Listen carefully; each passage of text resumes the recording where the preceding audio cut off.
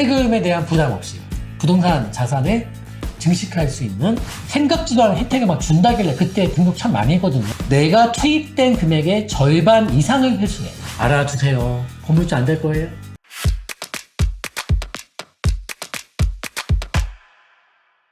오늘 주제가 뭡니까? 세금 부담 없이 부동산 자산 증식할 수 있다. 이게 뭘까요, 여러분? 이게 뭐예요? 아니, 어떻게 부동산으로 자산 증식을 하는데 세금을 어떻게 안 내고 할 수가 있어? 말이 안 되잖아요. 이게 뭔지 아시는 분이 계실 것 같아요. 우리 구독자분들은 또 강의 열심히 부자농법 들으신 분들은 이미 답을 드렸잖아요. 이미 답을 드렸고, 탈세가 왜 나와? 이 새끼. 탈세 절대 안 됩니다, 여러분. 세금은 차라리 더 내시는 게 나아. 어차피 나중에 먼 훗날 돌려받아줘요. 계산 다시 해서, 더 내셔야죠. 네, 정답 나왔네. 정선희님, 정답. 주택 건설임대 사업자. 오늘 요거에 대해서 이게 뭔지 좀 말씀을 드리겠고, 저도 건설임대 사업자가 있어요. 그래서 그게 한 내년도 여름? 이렇게 해서 다 건물이 지어지면 한번 유튜브에 찍어서 올려드릴 생각인데, 좀 알아주시면 좋을 것 같고, 이건 모르시는 분도 많고, 고급 정보지.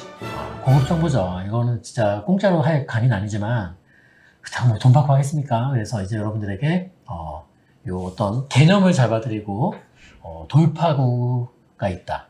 이 부분을 좀 말씀을 드리려고 합니다. 내용은 어렵지 않아요. 되게 단순해요. 아주 단순합니다. 우리 그 임대주택 사업자, 임대사업자. 그러니까 뭐 정확한 명칭은 이제 주택임대사업자죠. 이 주택임대사업자는 그 두 가지가 있어요. 하나는 여러분들이 많이들 등록하신 그 매입 임대주택 사업이 있어요. 매입 임대주택 사업. 그리고 오늘 제가 여러분들에게 이제 말씀을 드리려고 하는 건설 임대주택 사업에 대해서 오늘 좀 소개를 해드릴까 합니다. 시내, 도시에서 여러분들이 세금에 대한 부담 없이 부동산 자산을 증식할 수 있는 수단이고, 제가 직접 하고 있다면은 뭐라 그럴까요? 나름대로 메리트 있는 이렇게 재테크 수단, 사업 이렇게 보시면 되겠죠. 자, 그러면 강의 자료 띄워드릴게요. 자, 민간 임대주택의 구분에 대해서 봅시다. 띄워져 있구나. 자, 건설임대사업과 매입임대사업이 있다. 건설임대사업은 말 그대로 건설을 해서, 그러니까 지어서 임대사업을 하는 거예요. 그리고 매입임대사업은 말 그대로 여러분들이 뭐 매수자로서 뭐 사서 분양을 받거나 뭐 매매로 사서 임대사업을 하는 거예요. 똑같은데 태생이 다른 거죠. 내가 지어서 임대사업을 등록해서 하냐, 아니면 내가 누가 지은 거나 누가 갖고 있는 거를 매입을 해서 임대사업을 하냐. 딱 이 차이인데, 간단하죠. 그래서 써있죠. 건설임대사업. 건축주가 직접 주택을 신축해서 민간임대주택으로 등록하면은 이게 바로 건설임대사업이고, 매입임대사업은 뭐 신축, 구축 가리지 않고 매수를 해서, 매매를 통해서 이제 분양이나 매매를 통해서 매수해서 소유권을 이제 가지면서 이제 임대주택 사업하면은 되는 거예요. 그래서 건설임대주택 사업에서 임대사업자란 건축주, 짓는 사람 되겠고, 매입임대주택 사업에서 임대사업자란 매수인, 뭐 수분양자, 이런 분들이 이제 임대사업자가 되시는 건데, 이 이 매입임대주택 사업은 여러분들이 뭐 언제 하든 상관은 없어요. 근데 이제 건설임대주택 사업은 밑에 써있지만 소유권 보존 등기 이후에는 이 건설임대주택 사업 등록이 안 된다고 보시면 돼요. 최소한 다 지어지면 우리가 이제 그 준공검사 받고 소유권 보존 등기, 소유권 등기부 등본을 새로 만드는 게 보존 등기인데 다 지었으니까요. 그 전에는 건설임대 사업자 등록을 내셔야 돼요. 그 후에는 안 돼요. 이거 꼭 기억하시고요. 기억하시고. 현혜경님, 건설 임대는 자본이 아주 많아야 될 것 같아서 겁나는데 편견일까요? 일반적인 재테크보다는 규모가 있죠. 왜냐면 이거는 사업이니까. 그런데 어느 지역의 땅값이 얼마냐, 몇 평 토지에다가 어느 정도의 규모로 짓는가에 따라서 토지 가격 또 공사비가 천차만별이기 때문에 저 부분은 정말 건바일 건이다. 그리고 굉장히 자본이 적게 들어가는 경우에는 어떻게 이렇게 적은 돈으로 내가 건물을 소유할 수 있지? 이렇게 생각이 들 수 있을 정도로 이게 건바일 건 다 다른데요. 이따 제가 뒷부분에 최근에 실제 사례를 하나 좀 각색을 해서 여러분들이 보기 편한 숫자로 이해할 수 있도록 마지막 페이지에 한번 준비했으니까 그거를 보시면은 조금 더 이해가 되실 것 같아요. 이 건설 임대주택의 세금 혜택은 뭐가 있는가? 자, 요 부분을 한번 여러분들에게 설명을 드리겠습니다.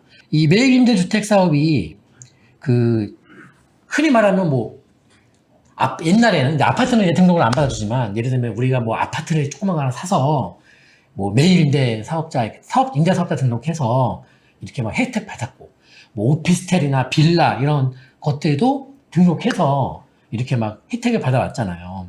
그런데 이 매입 임대 주택 사업자의 혜택이 사실 많이 사라졌죠. 특히나 중요한 종부세 혜택 이제 못 받고, 또 일단은 양도소득세, 중과세를 또 두드려 맞고, 오래 보유해도 장특공제를 이제 해주지 않고 등등등, 이 매입 임대주택 사업자의 혜택이 굉장히 많았었는데, 이렇게 9.13 대책이 나오면서 매입 임대주택 사업자도 모조리 투기꾼이다 라고 하면서 이렇게 혜택을 없앴죠. 건설 임대 사업자는 어때요? 오른쪽에 보시면 이거 어때요? 혜택이 다 있어. 다 있어요. 취득세 감면, 재산세 감면, 종합소득세도 또 거주주택 비과세 당연히 되고, 종부세 감면, 합산배제, 양도세 이제 중과배제, 장특공제 받고. 근데 22년 12월 31일까지는 등록을 하셔야지만 됩니다. 저는 이렇게 생각해요. 이게 매입 임대주택 사업은 개인이든 법인이든 무언가를 이렇게 아파트든 오피스텔이든 사서 등록했잖아요. 아파트는 이제 못하지만 등록 안 받아주니까 빌라, 오피스텔 이런 거 등록해서 한 번에 한 명이 여러 채 갖고 있고 했죠. 또 보니까 전라도 광주의 40대 남자인가 1,500채인가 주택 임대 사업 했던 40대 중반의 남성도 있었고, 대부분 다 매입 임대 사업자였는데, 이 혜택이 이제 투기꾼들의 어떤 재테크 수단 이렇게 쓰인다. 처음에 이것도 정부가 장려했잖아요. 매입 임대 사업 좀 해주세요. 이런 혜택 드릴게요. 저런 혜택 드릴게요. 그러니까 저도 생각지도 않은 혜택을 준다길래 그때 등록 참 많이 했거든요. 여러분도 마찬가지이실 거예요. 근데 이제 이 혜택이 많이 사라졌죠. 그런 과정에서 그 과거 혜택이 다 살아있는 돌파구가 하나 있는데, 바로 주택 건설 임대 사업자입니다. 주택 건설 임대 사업자. 그래서 혜택이 굉장히 커요. 예를 들면 토지 면적 50평이다. 거기다가 건설 임대 사업자를 내고 다세대 주택을 짓는다. 내가 아예 건축을 해버린다. 그러면은 한 12세대의 어떤 빌라를 짓는다. 빌라는 12세대면은 등기부가 12개겠죠. 101호, 102호, 이렇게 201호, 202호 등등 12세대다. 그럼 12주택자죠. 12채의 주택을 소유한 사람이죠. 왜냐면 등기부 등본이 각 코스마다 있으니, 등기부 등본이 12개니까 12주택, 토지 면적은 50평, 빌라는 12채를 한 동 전체를 다 갖고 있는 그런 임대사업자가 되는 건데, 이분들이 다주택자가 일단 아니게 되는 것이죠. 왜냐하면 이제 건설임대사업자를 냈기 때문에 세금 혜택을 받는데, 굉장히 많은 혜택을 다 적용받는다라는 것입니다. 그래서 그거 이렇게 지어서 갖고 계시면 재산세가 안 나오게끔 작은 면적으로 지으시면은 12세대든 20세대든 뭐 더 많은 세대든 안 나옵니다. 그리고 종합부동산세, 종부세 안 나옵니다. 그리고 주택수에 포함이 안 됩니다. 그리고 대파할 때 장특공제 받고. 그럼 뭐예요? 혜택이 취득을 하면서 생기는 뭐 세금, 갖고 있으면서 내는 세금, 팔 때 내는 세금, 삼박자가 다 세이브가 된다는 것입니다. 이거 그냥 팩트고 우리가 모를 뿐이지 이건 탈세도 아니고 편법도 없고 그냥 법에서 하라고 정해져 있는 거예요. 근데 이걸 세무사들이 되게 몰라요. 잘 몰라. 건설임대 사업자를. 그래서 제가 이제 알려드리는 거예요. 알려드리는 겁니다. 자, 그러면 예시를 한번 볼까요? 예시를 한번 볼게요. 최근에 저희가 이제 컨설팅 도와드린 실제 사례입니다. 현재 이제 토지를 계약한 상태고 아직 잔금을 안 치렀어요. 자, 보면은, 우리 고객분께서 어떤 분이 이제 토지를 산 거예요. 그러니까 토지가 여기서 말하는 토지는 맨 땅이 아니라 다가구 주택을 산 거예요. 그게 한 60평 좀 넘어요. 그래서 토지를 이렇게 계약을 하셨고 아직 잔금을 안 치렀어요.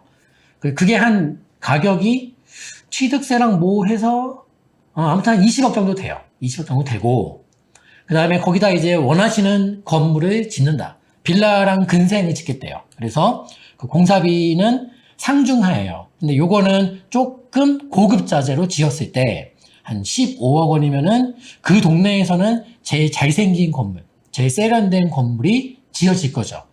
그리고 여기서 있네. 기타 비용은 뭐냐? 살 때 뭐 취득세 내시고 뭐 복비 주고 그 다음에 뭐 설계비 뽑아야 되고 그 다음에 또 뭐예요? 대출 받을 건데 대출 이자도 내야 되고 5억까지는 나오지 않지만 한 3억 얼마 나오는데 일단 여유 잡아서 5억이라고 잡았어요.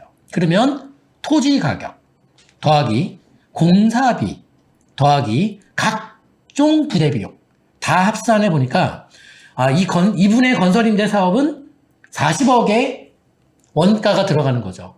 모든 비용이 이 건물을 내가 땅을 사서 짓고 소유함에 들어가는 모든 비용이 40억까지는 아니지만 아무튼 제가 계산을 좀 쉽게 보이려고 40억을 잡았어요. 40억은 원래 안 나오는데 이분 사례에서는 40억이다. 그래서 이거 40억이 원가겠죠. 내가 그 건물을 땅과 건물을 소유함에 있어서 들어가는 나의 원가. 대출은 어떠냐면 대출이 일단은 굉장히 잘 나와요.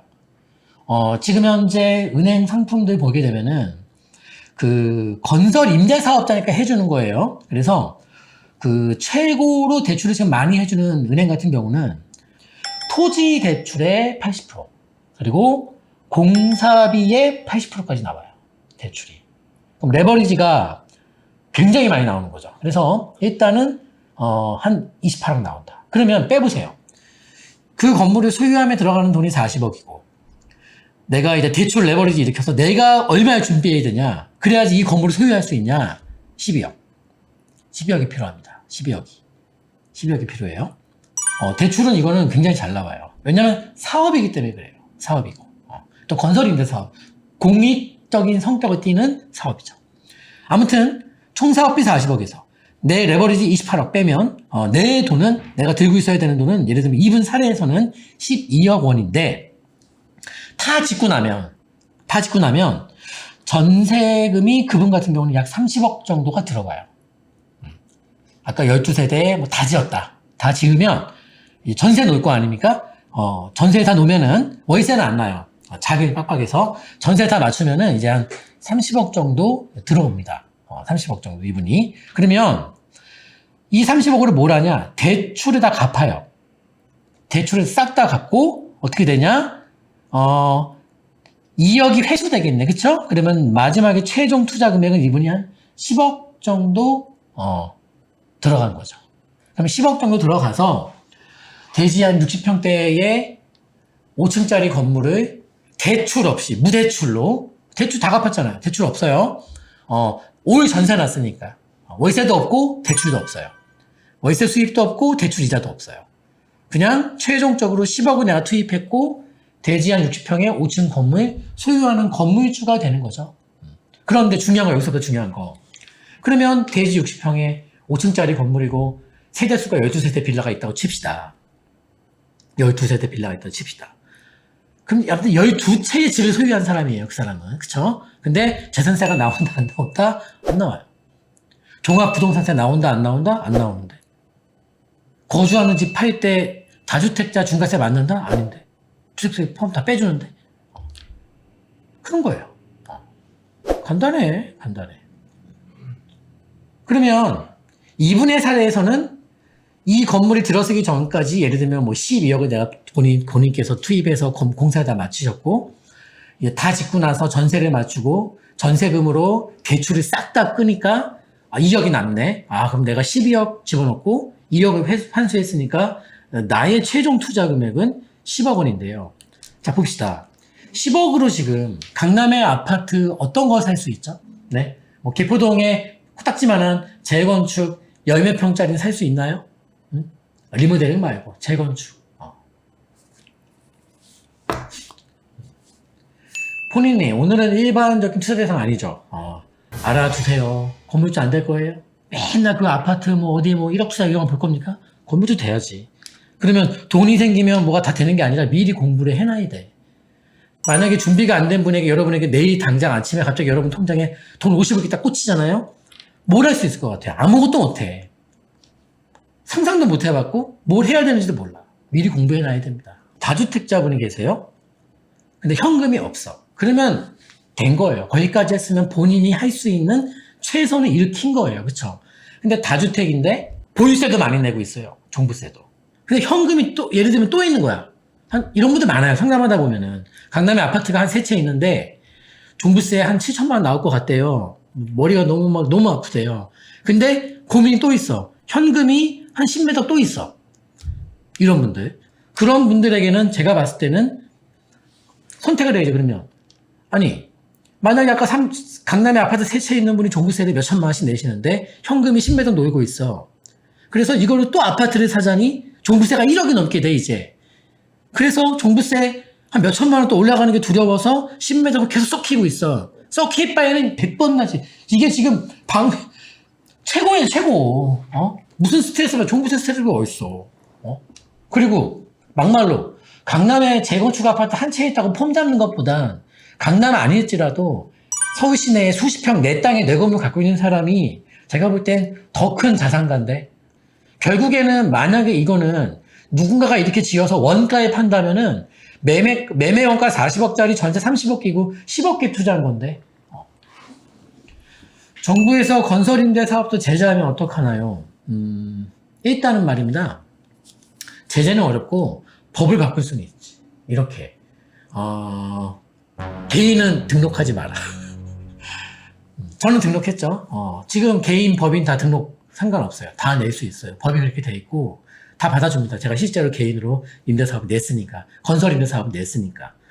그런데 이 건설임대사업은 말 그대로 임대주택을 공급하는 사람입니다. 매수하는 주체가 아니라 없던 거를 만드는 제작이고 이건 생산입니다. 말 그대로 창출이고요. 그 루트를 막는다? 우리 여러분들의 이름, 회사 이름은 밝히지 않을게요. 근데 여러분들 이름만 대면 다 아는 회사 중에 이 건설임대사업으로 말도 못한 부를 축적한 회사가 3군데나 있어, 우리나라에. 네? 절대 안 망하는 회사예요, 그 회사는요. 이거를 제가 그래서 저도 처음에 내기 전에 제가 국토부에 질의했어요. 주택 건설임대 사업자를 개인도 낼 수 있나요? 왜냐면 법에 뭐 그런 얘기 명시가 아예 없으니까. 답변이 왔죠. 개인도 가능하다. 그건 낸 거예요. 그리고 저의 경우에는 제가 이제 뭐 내년 뭐 여름이나 한 늦어도 가을 안에는 공사가 끝날 건데 그걸 다 지으면 이제 보여드릴 건데 저의 경우에는 이제 그 건설임대 사업을 짓고 있는 게 종로에 이제 나홀로 아파트예요. 이렇게 한 동짜리로 쭉 올라가는 건데 저는 이제 운이 좋게 몇 년 전에 그 땅을 싸게 사서 지금 이제 공사가 끝나고 만약에 전체 지어지는 세대수의 60% 정도만 제가 전세를 맞추면 60%예요, 딱. 10채 중에 6호실만 그 전세를 맞추면 4호실은 40%는 월세 받으면 되고 60% 정도만 전세를 맞추면은 토지 대출 다 끄고 공사비 잔금 다 주고 전세 외에는 아무 채무가 없는데 전세 외에는 아무 채무가 없어. 그러니까 법인이 CKD는 이제 법인이든 개인이든 중요치 않다니까. 주택 건설 임대 사업자는 종부세 합산 배제라고요. 뭐 법인으로 주택 건설 임대 사업자를 하시든 개인으로 주택 건설 임대 사업자를 하시든 문제 없다고요. 이거 완전 적폐. 적폐가 아니라 세법에 있는 내용 지키는데 뭘 적폐야. 아니 세법이란다. 이거 지금 임대 관련된 법률에 있는 거 그냥 하는 건데 뭐가 적폐예요. 아니 그 임대주택 공급해달라고 만든 법대로 하고 있는데 무슨 적폐야. 그러니까 이게 여러분 인식이 이상해졌어 지금. 네? 그러면은 임대주택도 짓지 말아야 돼. 아무것도 하지 말아야 돼, 아무것도. 뭐만 하면은 누가 돈 좀 번다 싶으면 다 적폐가 되고 있어. 지금 세상이 이상한 거예요, 지금 이게. 법을 어기면 안 돼. 절대 법을 어기면 안 돼요, 여러분. 법은 절대 어기면 안 돼요. 그래서 너무 깔끔해. 예를 들면 봐요. 근데 제가 이게 검토를 이렇게 해보면은 이건 사실 저희 회사에서 고객분들 중에 이게 VIP나 이런 얘기해드리고 작년부터 진작부터 했던 일이에요, 다. 이 민간 매입임대 사업 혜택 다 사줬을 때부터 그때부터 컨설팅 도와드렸던 일이에요. 근데 아직도 늦지 않았어. 한참 남았어. 이거를 여러분 다 할 수 있어. 근데 돈이 있는데 아무것도 할지 모르시는 분들은 함부로 하지 마세요. 전문가 도움 얻어서 가세요. 큰일 다칩니다. 이거는 그냥 아파트 한 채 사는 일이 아니에요, 지금. 사업이에요, 사업. 면밀하게 봐야 돼요. 근데 이제 보면은 토지를 저렴하게 잘 사시면 단독주택이나 다가구주택 사서 철거하고 지을 거잖아요. 이제 철거할 부동산을 우리는 토지라고 불러요. 그러면 그 토지를 잘만 사면은 내가 투입된 금액의 절반 이상을 회수해.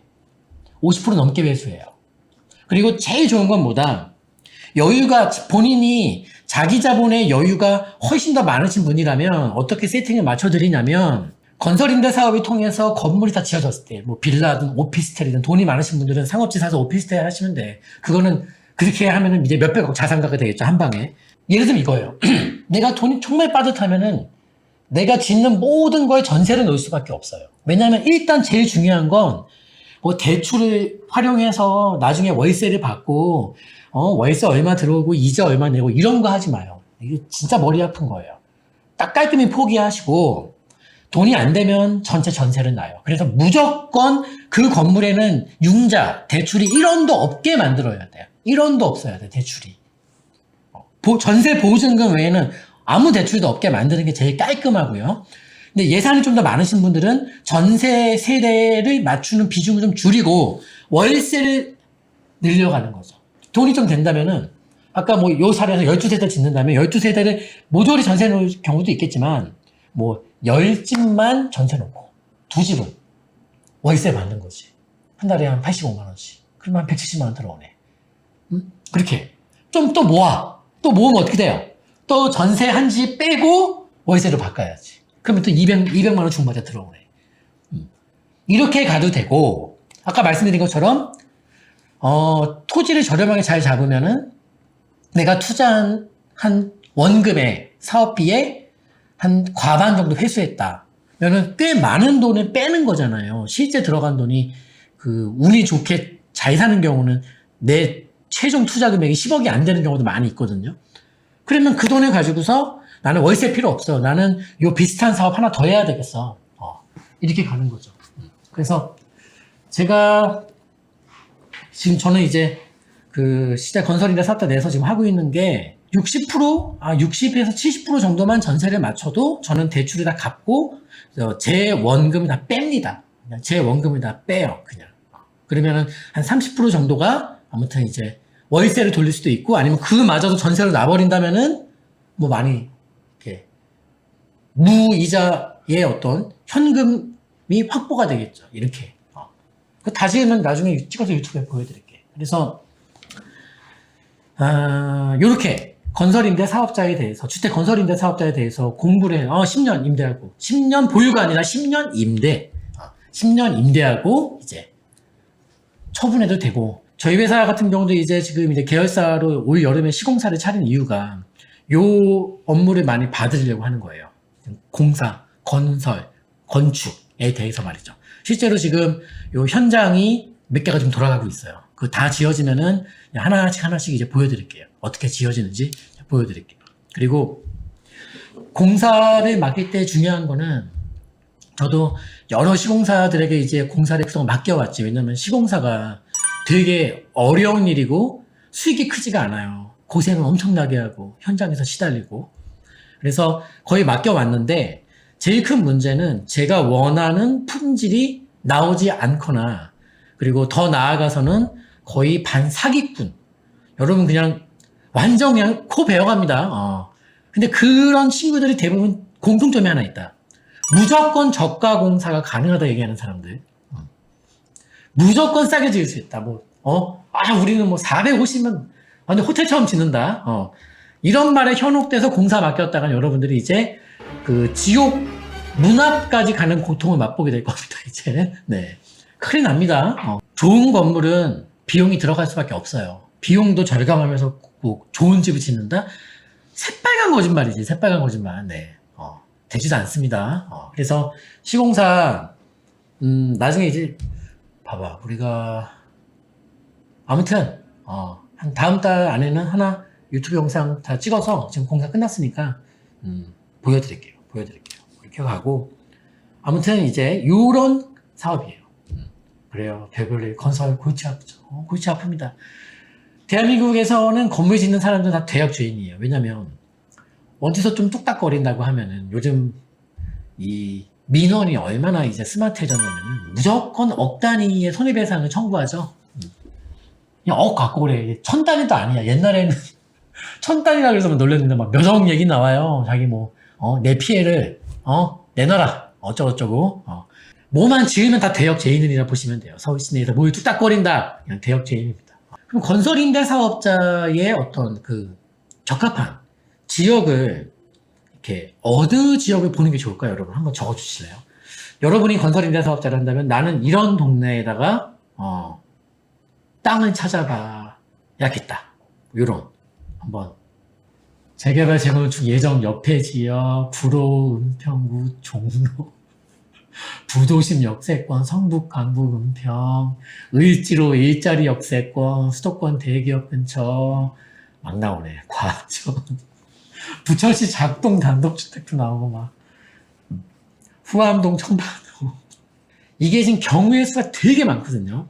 경우의 수가. 그럼 제가 이제 이걸 설명하려고 하니까 한숨밖에 안 나오는데, 먼저 제일 기본 스탠다드 입지 선정은 뭐냐면은 당연히 서울부터 보시는 게 좋죠. 왜냐면은 서울은 일단 아파트 우리가 짓는 거, 여러분들이 건설임대 사업자 만약에 돼서 뭘 짓는다면 보통 이제 정말 자산이 한 100억이나 50억 사이 갖고 계신 분은 오피스텔 지으시겠죠. 상업지역 사서. 서울시내 지금 상업지역 평당 1억이 한 없으니까. 그거 사가지고 오피스텔 짓겠죠. 오피스텔 지으시려면 땅도 한 100평은 넘어야 돼. 아무튼 간에. 보통의 경우에 이제 빌라 같은 거 지을 거란 말이에요. 건설임대 사업자 내서 짓는다면. 그러면은 제일 중요한 건 빌라를 짓는 거기 때문에 아파트 가격과 확연하게 비교가 되는 곳일수록 좋은 거예요. 그러니까 아예 아파트는 이 동네에서는 안 되는 거야. 근데 이제 예를 들면 우리 경기권, 제가 지역은 얘기하지 않을게요. 아파트랑 이 빌라의 가격 격차가 좀 적은 곳도 있어요. 그런 것보다는 웬만하면은 이제 아파트와 이 다세대 주택의 가격 격차가 좀 많이 벌어진 곳. 이건 기본을 얘기하는 거야. 스탠다드 이제. 그런 곳이면서 역세권이면 좋고 아니면 말고고요. 왜냐면 지금은 그 역세권보다 더 중요한 것은, 여러분 보세요. 그 역세권이 아닌 곳들도 그 빌라 이렇게 밀집적 가보시면은 생각보다 전세 구하는 게 진짜 어려워. 그 말은 뭐예요? 세입자분들 처음에, 이게 똑같다니까. 우리 옛날에 어렸을 때 엄마랑 이렇게 신발 사러 가면 나이키 매장 갔다가, 프로스펙스 갔다가 결국은 평화시장 가거든. 똑같아요. 그러니까 처음에 이 세입자분들 집을 알아볼 때는 아파트 알아보다, 구축 알아보다, 빌라 내려오다, 비역세권 빌라로 가게 돼 있어. 똑같은 수순이거든요, 이게. 그래서 좋아서 오는 건 아니지만은 하도 전세 금액이 쟁쟁하고 이러다 보니까 이제 역세권이든 역세권이 아니든 저는 사실 제가 봤을 때는 큰 의미는 없는 것 같아요. 그런데 중요한 포인트는 하나 있지. 뭐냐면 아까 정답이 나왔는데요. 그 주변에 재개발, 이주가 많이 보이는 곳. 재개발 이주 지역, 인접지, 인근 지역 뭐 이런 곳들 있어요. 왜 그러냐? 여러분 뭐 생각해 보세요. 이 비강남권에서 진행되는 이 재개발 사업은 이주가 나오면 이주 기간 자체가 짧잖아요. 짧고 그 재개발 구역에 실제로 거주하시는 분들은 실소유자분들보다는 전세든 월세든 세입자분들의 실거주 비중이 이 노후주택가일수록 높을 수밖에 없어요. 노후주택가일수록. 그러면 이주 기간은 짧고 또 재개발 구역이 여러분 그 촘촘하게 이 집들이 이렇게 막 박혀있기 때문에 하나 다가구 주택 하나에도 몇 가구가 살잖아요. 다세대도 건물 하나에 몇 세대가 살듯이 이게 빼곡하게 있기 때문에 실제로 이 재개발 구역에 실거주자의 어떤 그 인원수가 적지가 않아요. 우리가 뭐 예를 들면 아는 여러분이 딱 들었을 때 나 그 재개발 구역 이름 들어봤어 하는 유명한 재개발들은 하나같이 면적이 넓어요. 그러면 실제 거주하는 분들이 한두 명이 아니에요. 심한 곳들은 몇천 가구가 살고 있어요. 하나 재개발 구역에. 그러면 이주를 나중에 진행한다면 이주 기간이 제가 짧다 그랬잖아요. 짧고 이주하실 분들이 제가 많다 그랬잖아요. 한 번에 나와요. 많은 분들이 집을 구해야 되니까 나가야 되니까. 그러면 또 세 번째 무슨 특징이냐? 이분들이 재개발 이주 당하시는 분들이 아파트 전월세로 몇 %나 가실 수 있을까요? 아파트로. 재개발구역 빌라 살던 분들이, 재개발구역 다가구 주택에 살던 분들이 이주하라 그래서 이제 뭐 말 그대로 나오시는데 인근에 아파트 월세나 전세로 간다? 이런 분 보셨습니까, 혹시? 거의 없죠. 그게 가능하시면 재개발구역에 새해들어 안 살고 있죠. 다른 동네에 살고 있죠. 조금 더 환경이 좋은 곳에서. 그러니까 죄다 어디로 가죠? 인접지에 또 초소형의 뭐 서민주택 빌라나 다가구주택 쪽으로 갈 수밖에 없는데 중요한 건 재개발구역에서 실제 이주가 나왔을 때 그분들이 예를 들면 여기 뭐 마포에서 재개발 이주가 나온다. 1500가구 이주한다 라고 가정해 볼게요. 그 1500가구가 마포에서 재개발 이주가 나온다고 했을 때 몇 가구나 마포에 다시 집을 얻을 수 있을까요? 몇 가구나. 이론적으로 1500가구가 계속 마포에서 거주하시려면 마포에 빈집이 그분들을 받아줄 수 있는 물리적인 빈집이 1500가구가 임대를 구할 수 있어야 되는데 네? 1500가구의 빈집이 있습니까? 소나무님 500 마포에 빈집이 당장 입주할 수 있는 임차인을 받을 수 있는 빈집이 500채나 있을까요? 과연? 네? 없을 것 같은데 마포에 빈집이 500채가 어디 있어 지금요? 네? 어딨어 빈집이 마포에 없어. 뭐 옆에 용산이고 강 건너 자전거 타면 금방 가는 여의도 있겠다. 죄다 그냥 마포 자체에 또 공덕에 일자리 많겠다. 합정이면 보면 문화생활 하겠다는 젊은 친구들 많겠다. 빈집이 어딨어? 없어요. 그러면 결국은 정말 몇몇 분들만 다시 마포에서 집을 구하고 그럼 나머지 분들은 어떻게 되냐? 그 중에 나머지 분들 중에 절반은 지하철 노선 따라서 끝도 없이 가고 나머지 절반은 아예 연고가 없는 곳으로 떠납니다. 아예 무연고로 가요. 그냥 가는 거예요. 그냥. 그래서 이게 봐요. 이게 문제였기 때문에 11년 전 돌아가 볼까요? 박원순 서울시장이 선포했죠. 재개발 뉴타운 이제 출구 전략으로 다 연착시키겠다. 안 하겠다. 했을 때 그 서울시 보고서 첫 페이지에 뭐라고 나오죠? 지금 제가 말씀드린 서민들이 쫓겨난다. 강압적인 전면 철거 방식을 지향해야 된다. 서민들의 삶의 터전을 강제로 뺏는다 해서 이제부터 철거 형태의 재개발을 하지 않겠다. 11년 전에 얘기한 겁니다.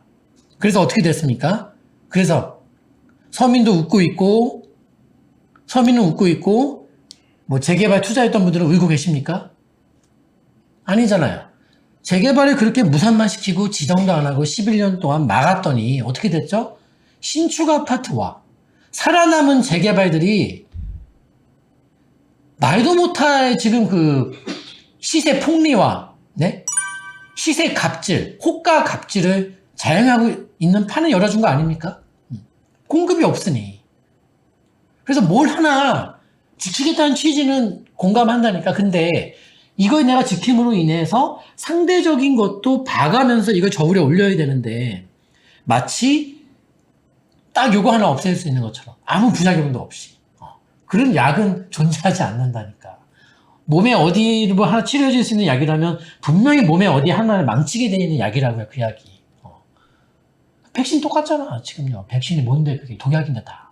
똑같은 겁니다. 다. 그거예요. 그거. 그래서 건설임대 사업자분들에게 제일 중요한 것은 임차 수요가, 임대인의 입장에서 임차 수요가 충분하게 확보가 되면서 더 나아가서 주변에 이주할 게 저거 한 2년 있다 이주할 것 같은데 저거 한 3년 있다 이주할 것 같은데 이건 뭐예요? 갑자기 두 가지 일이 벌어지는 거예요. 서민분들이 거주할 수 있었던 물리적인 공간은 사라져. 없어지는 거예요. 그냥. 없어지는 것이고 그럼 공급이 주는 효과가 나겠네요. 그쵸? 전체 파이가 확 줄어드니까 서민주택 거주할 수 있는 공간이 사라지니까. 두 번째, 그분들이 새로운 수요로 밖으로 나오셔야 돼. 이건 뭐예요? 수요는 갑자기 확 늘어나. 공급은 사라져. 그럼 어떻게 되겠어요? 이거는 따따네, 따따. 광박이 피박인 거야. 큰일 난 거야, 이제. 광 하나도 없이 피도 없어. 피 한 장 먹었어. 피박이야. 큰일 난 거죠, 이제.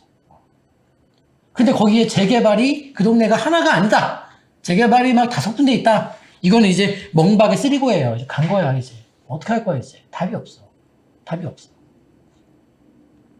내가 아직도 기억나는 게 제가 첫 집을 샀을 때 저는 반지하비라 샀다 그랬잖아요. 그때 제가 이제 대출을, 한 돈 1,000만 원 끼고, 전세 끼고, 내가 시세 들어간 돈이 200이었는데, 나도 어려운 상황이었고, 나도 한번 죽기 전에 회복이라도 하자, 뭐라도 하자 해서 이거 첫 빌라 샀을 때, 그런 전세 끼고 집을 샀을 때, 당시에는 개투자는 말도 없었지. 그랬을 때, 솔직히 저도 아무것도 없는, 진짜 아무것도 없는 사람이지만, 저도 그 세입자한테 말해주고 싶었어, 사실. 이거 왜 전세 사시죠? 라고. 근데 일단 내가 전세 끼고 내가 지금 집을 그때 당시에 사야 되는 입장이니까, 감사합니다. 그래서 전세를 계약한 거고, 아이고, 그분이 이제 나중에 전세를 되게 많이 이제 올리고 막 고생을 많이 하셨겠죠? 그러니까 결국은 뭐다? 전세 사면 안 되는 거야. 전세 사면 안 되는 거야, 이게. 그렇게 또 귀결이 되네, 이게. 그러니까 또. 그러니까, 근데 어쩔 수 없어요. 근데 이제 또 여러분들이 나는 나의 평생 모은 자산을 가지고 내가 이렇게 한번 건설임대 사업을 해서 자산 증식을 하겠다라고 하시는 분에게는 임대 시장에 대한 수요 공급에 대한 조사는 그 누구보다 면밀히 해야 되고 그 누구보다 주변에 이주가 있는지 없는지 체크를 해야 될 수밖에 없는 것이죠. 없는 것이죠. 그렇죠. 그래도 이 건설임대 사업자분들은 매입임대 사업자분들 느끼셨겠지만 세입자분에게 그래도 감사합니다 말은 들으세요. 왜냐면 10년간 그 전세는 이제 계약하실 때마다 5%밖에 못 올리시니까 네? 세입자 입장에서는 그냥 고마운 거죠. 고마운 거죠. 저도 저희 세입자분들이 다 고맙다 그래요. 왜냐면 평균적으로 제가 한 4% 정도 올렸더라고요. 2년에 한 번씩 4% 정도 올렸으니까 어차피 근데 저는 임대 사업자니까 그분이 이사 나가시고 다른 세입자가 들어와도 5% 넘게 못 올려요. 어차피. 근데 이제 그게 세입자분 입장에서는 감사하다는 거죠. 고맙다는 거죠. 집이 너무 싸니까. 하지만 그래봤자 최대 10년이야. 안 돼. 안 된다. 그리고 봐요. 만약에 여러분들이 전세 살고 계신데 그 임대인이 임대사업자라면 그나마 다행이죠. 그나마 다행인데 임대인이 임대사업자가 아닌 집에 전세 살고 있다면 이제 내년도에 임대차 입법 시행되고 이제 2년 되잖아요. 저는 내년도에 거의 지금 이 임대 3법 그냥 가잖아요. 내년도에 무슨 일이 벌어지냐면 시장이 경련을 일으키다가 경기를 일으키고 쓰러질 거야, 뒤로 이거. 답이 없어. 그러면 임대인이 뒤로 쓰러질 것 같습니까? 임차인이 뒤로 쓰러질 것 같습니까? 큰일 납니다, 진짜 이게. 그러니까 어떠한 세상이든 사회 시스템이 잘 갖춰져서 그 누구든 각자의 어떤 뭐 직업 하나 갖고 있고 그 직업에 열중했을 때 노후가 보장되고 미래를 꿈꿀 수 있고 내일을 그릴 수 있는 사회가 제일 이상적인 나라, 사회가 국가겠죠. 근데 그런 국가가 어디 있습니까? 있어요? 전 세계에? 뭐 우리나라만 지금 우리가 욕할 게 아니라 어느 나라가 그게 가능해요? 응? 저기 뭐 스위스 정도 돼야지 가능하려나? 응? 안 돼. 안 되는 거예요. 안 되는 거예요. 이 건설임대 사업자에 대해서 여러분 좀 공부를 미리 좀 해놔서 나쁘게 있을까? 대외적으로 이 건설임대 사업자의 어떤 뭐 컨설팅을 도와드리고 하는 일은 아직 하고 있지는 않고요. 이제 기존 고객분들 중에서 이제 요 건설임대 사업자를 이해하신 분들이 이제 작년부터 생겨나면서 이미 아시는 분들은 이제 시작을 했다. 그리고 작년하고 재작년, 작년 초나 이렇게 하셨던 분들, 재작년이나 작년 초에 하셨던 분들은 그 작년 초까지만 해도 땅값이 이렇게 비싸진 않았었기 때문에 투입금을 거의 전액을 다 뺐다고 보시면 돼요. 그 뺀 돈은 다시 또 하셨고요. 그래서 공부해 두시고 요즘 이제 원칙적으로 이거 외에는 어떤 이미 다주택자분들 그리고 이미 뭐 1주택인데 뭐 하나 더 사서 아파트든 뭐 단독주택이든 빌라든 뭘 사서 다주택이 돼서 머리 아파. 근데 저는 이렇게 생각해요. 제가 올해도 얘기했습니다만은 내년 전망도 얘기했습니다만은 적극적 납세 없이 여러분들이 부동산으로 자산 증식을 할 수가 없다. 없어요. 원칙이에요. 이건 예외예요. 오늘 내용은 예외입니다. 예외. 그렇게 보시면 됩니다.